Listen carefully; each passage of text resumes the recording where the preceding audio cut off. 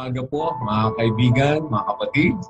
This morning, meron po tayong isang maganda na naman na topic. This is about sense of control. Very relevant po ito ngayon sapagkat in this pandemic, meron po tayong ina-address ng mga anxieties and depression because we feel that we have lost our sense of control about so many things in our lives.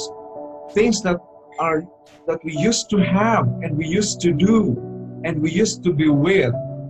Now everything is changed. The new normal gives us a new horizon na very unfamiliar. That is the reason why we are so afraid. So have we asked ourselves the question, bakit ka natatakot? Is it because of these unfamiliar things or events? Walang sense of certainty, wala kang knowledge sa outcomes, sa mangyayari, meron kang lack of direction, and lack of direction equals less chances of survival. Is that what we feel right now? Remember po that control is defined in management courses this way. Control is the function which regulates the operation to ensure the attainment of a set of objectives. Isa itong instrumento para makapunta ka o makuha mo yung gusto mo. You have a desire in your heart. You have a vision in your head. Ito po mahalaga ito ang control sa management aspect. Whether you are managing your family, yourself, your institution, your church, your community. Why is it important? Number one, pag meron kang control, meron kang system of control, meron kang reduction sa risk. Nababawasan yung mga challenges, mga issues at conflicts.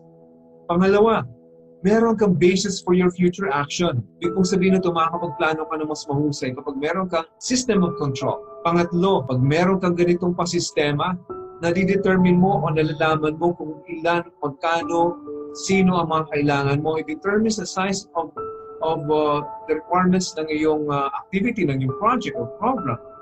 Pang-apat, nagkakaroon ka ng facility of coordination. Ibig sabihin, napapagaan ang mga bagay-bagay. Panglima, nagiging indicator mo ito kung humihina ka sa leadership mo, sa pagmamanage mo o lumalakas ka.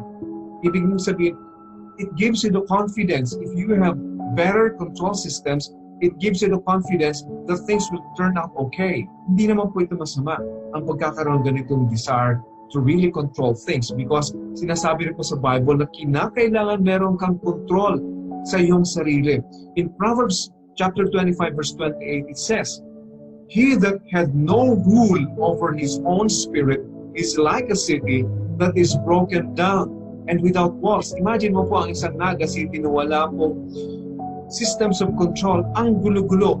There is anarchy. Wala pong peace and order. Lahat ng away-away. Kasiraan ng lahat. What happens when we lose control? Bad things happen. You lose control of your family. Nawala ka ng pasistema sa iyong mga anak. You lose the discipline. Nawalan ka ng control sa iyong sarili in relating with your wife or husband, it breaks your marriage apart. Nawalan ka ng control sa iyong trabaho, gives you joblessness. And sa ngayon po, losing control means depression also. It is common po for depressed people to feel helpless, di po ba?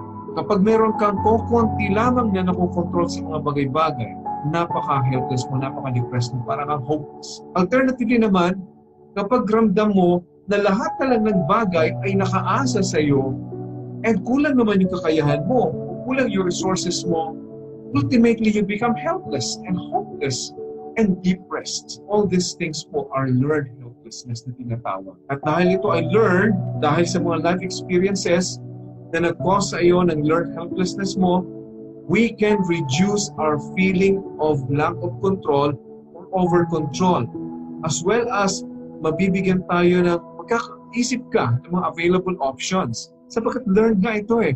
And i-unlearn mo, if you have learned this, then learn new things of doing things. Be innovative, be creative, more importantly. Ito po, even if we try to be all things to all people, hindi rin po workable na strategy yun. I'll teach you I'll share with you a way on how to have better control of your life. Pero tingnan muna po uli natin yung depression. Diba too little control? Pag yan ang isang tao stops doing things that could improve their situation, perhaps tumitigil na sa mga activities that they used to enjoy because yun nga, wala ka ng feeling of control, wala ka ng confidence of doing things.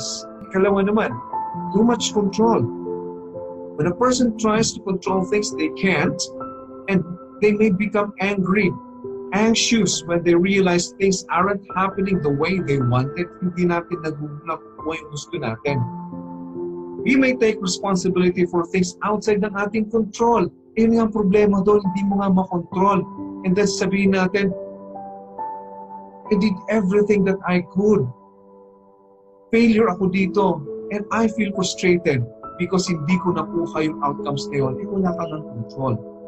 This adds to your emotional arousal that maintains your depression. Ako po as a lawyer, before I became a Christian, I used to think that I could control the arguments and the outcomes of bawat kasong hinahawakan ko, that I could control the mind of the judge. But no, may sariling isip ng judge, independent yung judge. I could not control my own kids. Kahit po si Mick, 12 years old, he has his own mind. The same with Yash. The same with my wife. Hindi ko po pwedeng kontrolin ng gusto ang asawa ko, may sarili kong feelings din yan. Kapag kulang po at mali yung guidance natin spiritually, biblically, nagkakamali po tayo. Akala natin we are in control, but we are actually losing it because we do not know how to do it right. Pero ito po ang ganda. Because God has a guide sa control, sa depression, sa anxiety. Sa Proverbs 19 verse 21, there are many devices in a man's heart. Nevertheless, the counsel of the Lord that shall stand. Isip naman po ng isip ng kung ano-anong pamamaraan, but ultimately po, ang makakasagot niya ng ating Panginoon lamang. In Jeremiah 29 verse 11, for I know the thoughts that I think toward you, said the Lord, thoughts of peace and not of evil, to give you an expected end. Huwag ka pong mag-alala. If you trust the Lord will be the one to give you that expected end. Remember, there is an expected end for you. Wala pong uncertainty sa Panginoon. With that in mind, you become hopeful because God truly commits to His promises. In Romans 8:28, and we know that all things work together for good to them that love God, to them who are the called according to His purpose. While God promises that all things, bad things, good things, all these things combined together ay merong magandang kapupuntahan, there are two things that you need to do. Love God, and then be prepared for that calling, that God will call you, and He's calling you to do His work, to do His ministry according to His purpose. But first you have to know Him, be intimate with Him. Sabi po sa Matthew 19 verse 26, but Jesus beheld them and said unto them, with man this is impossible, but with God all things are possible. You might think, eto ang pinagkakatiwala mo sa Panginoong Diyos ay hindi mangyayari. You are wrong, I am wrong. Many times, marami po tayong ginawang ganun. Well, in our experience, sabihin natin, hindi ito mangyayari. Remember, trust God. He makes things possible. He's our Creator. He's our God. He made everything. Man's heart devises his way, but the Lord directed his steps. Proverbs 16 verse 9. Ano man ang plano po natin, tiwala natin sa ating Panginoon, because He will be the one to direct our steps. Be hopeful. Help is there with God. God is always by our side. Nasa unahan natin, nasa likuran natin, on top of us, below us, is there to catch us every time we fall. Have faith. Panalangin po tayo. Panginoong Diyos, maraming salamat sa mga galing. And now that we know that we are not helpless, but we are full of help coming from you, Father. And you use many people, many ways to strengthen us, Father. And para kami, Panginoon, asa, Panginoon. Salamat po, Lord. You healed us this morning. Holy Spirit, in the name of the Lord Jesus Christ. Amen. And Amen. Magandang umaga po sa ating lahat.